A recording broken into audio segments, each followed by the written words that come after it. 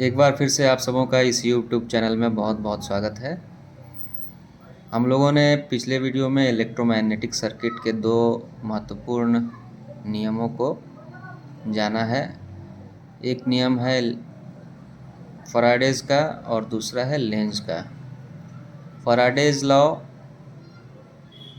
की बात करें तो इस नियम से हम जब किसी इंडक्टर के क्रॉस अल्टरनेटिंग सोर्स प्रोवाइड करते हैं, अल्टरनेटिंग सप्लाई करंट फ्लो कराते हैं, तो इस इंडक्टर में इंड्यूस्ड ईएमएफ फ्लो करता है। हम लोगों ने देखा था कैसे फ्लो करता है। और उस इंड्यूस्ड ईएमएफ का जो नेचर कैसा होता है, वो जो मैग्नेटिक फ्लक्स चेंज होता है वो जिस रेट से चेंज होता है उसी के प्रोपोर्शनल हमारा इंड्यूस्ड ईएमएफ होता है। अब इस इंड्यूस्ड ईएमएफ को हम बैक ईएमएफ भी कहते हैं। क्यों बैक ईएमएफ कहते हैं? क्योंकि लेंज लॉ में जब हम आते हैं तो इस इंड्यूस्ड ईएमएफ का जो डायरेक्शन जो लेंज लॉ के द्वारा बताया जाता है वो जो अप्लाइड वोल्टेज है उसके अपोजिट होता है।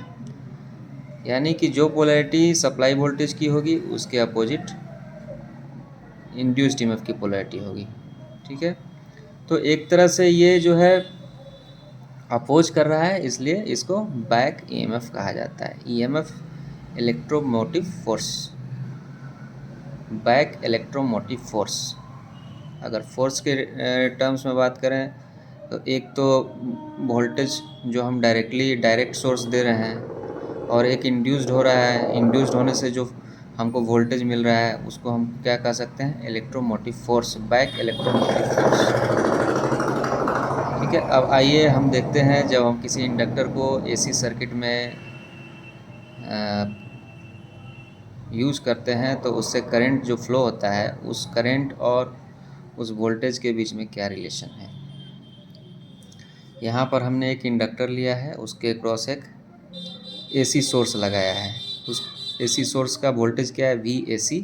इंडक्टर का इंडक्टेंस क्या है? L Henry. इसको लगाने के बाद क्या करंट फ्लो कर रहा है? IXL।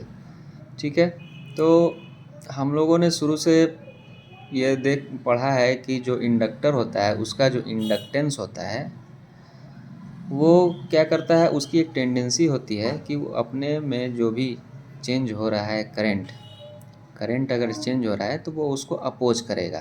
ठीक है, तो सपोज करिए कोई करंट आई निकल रही थी किसी इंस्टेंट से। ठीक है, वो इंस्टेंट से करंट आई निकल रही थी और ये करंट में चेंज हो रहा है। अब इस करंट को ये क्या इंडक्टर क्या करेगा? इसको डिले करा देगा। ठीक है, अब वोल्टेज तो हमारा मान लीजिए 0 से स्टार्ट हो रहा है। ठीक है, ये 0 से स्टार्ट हो रहा है। तो अब इस करंट का 0 कब आएगा ये क्या डिसाइड करेगा? ये हमारा इंडक्टर डिसाइड करेगा। ठीक है, अगर हम यहाँ मानते हैं कि इंडक्टर का रेजिस्टेंस 0 है, यानी ये प्योर इंडक्टर है। रेजिस्टेंस 0 आइडियल कंडीशन में हो नहीं सकता है, लेकिन हम सर्किट को एनालाइज करने के लिए हम मान के चल रहे हैं कि ये एक प्योर इंडक्टर है।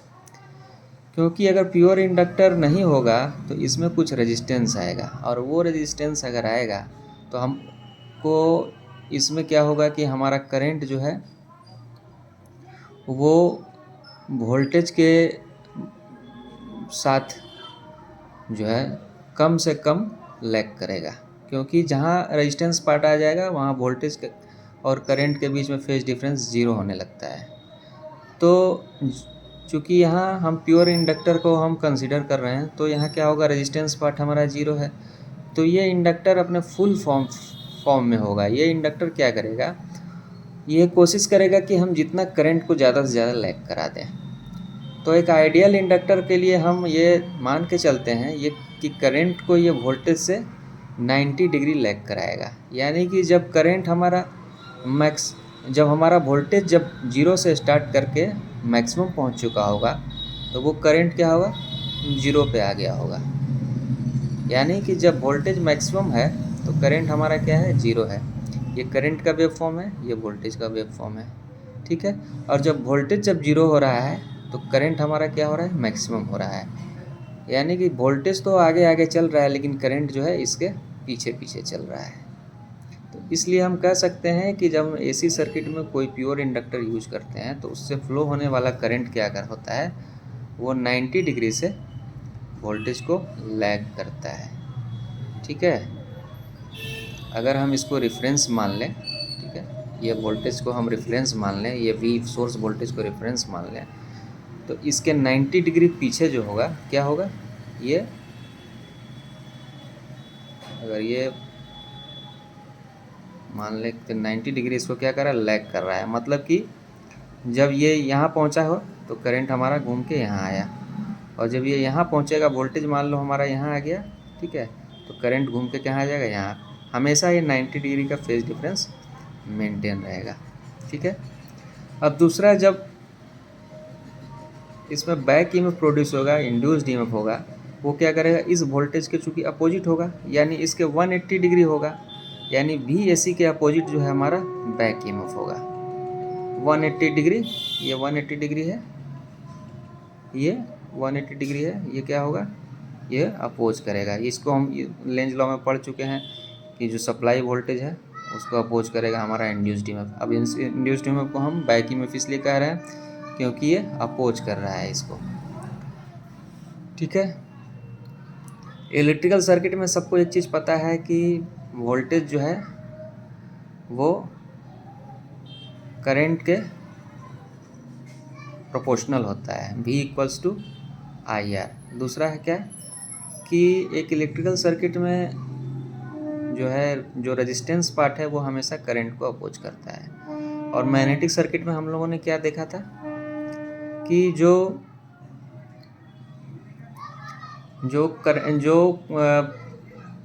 मैग्नेटिक सर्किट में जो इंडक्टेंस होता है वो करंट को अपोज करता है।